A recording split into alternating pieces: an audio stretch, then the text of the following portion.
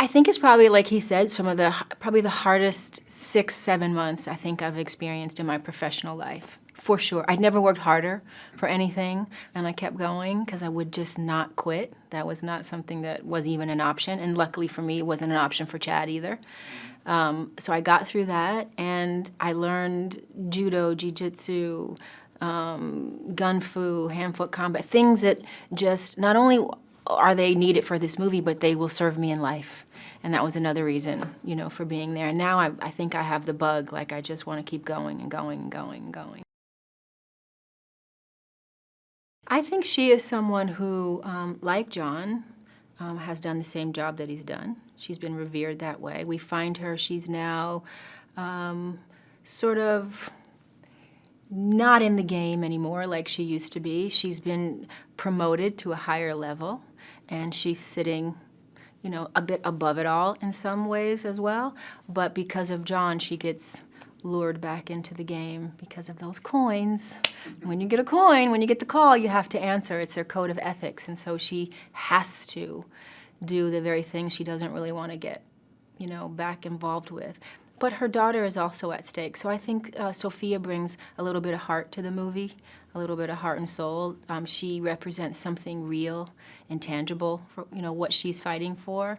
I think sometimes with the rest of the movies, you don't know who all the people are, and you're not sure what they're fighting for. It's all so secret, and it's so mysterious, and it's like an opera in many ways. But Sofia comes in, and I think she's a bit grounding, because I think you really do see her as real, and you do see that she's fighting for something that she cares about.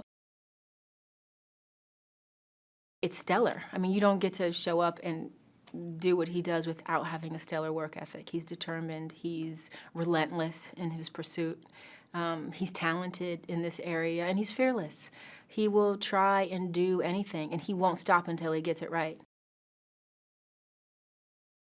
These dogs, I became like their dog trainer with the trainers. I would spend 4 days a week out there with the dogs, 2-3 hours a day, and I would just go through the drills with them just like the trainers. As the trainers were learning who they were, I was learning who they were. As they were putting them through drills and teaching them, I was doing the same thing.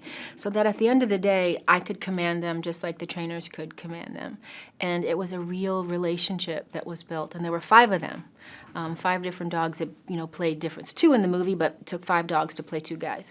And it was a relationship, and a really lovely one. I'm an animal person. I have 2 dogs myself, so that was the sweetest part of my day, to go and hang out with the dogs. They're going to love what they love about the first 2. It's action, action, all action. You're going to see some new things that they've never seen before. We've got some dogs that fight almost like men, which we've never seen before. And you still have that, you know, mysterious John Wick character. Keanu is so deep, and he's able to play that kind of character. There's that sweet story that's carried on with his dogs, that sort of he and my character, Sofia, sort of have a moment where that becomes real again, and they connect on that level. And I think you leave feeling like, okay, can't wait for 4.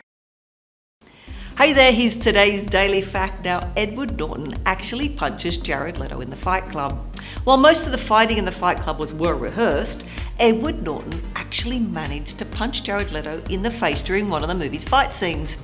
Ed Norton swung a little too wide and knocked me in the chin, admitted Leto. Click here below to subscribe, or over here for more great content.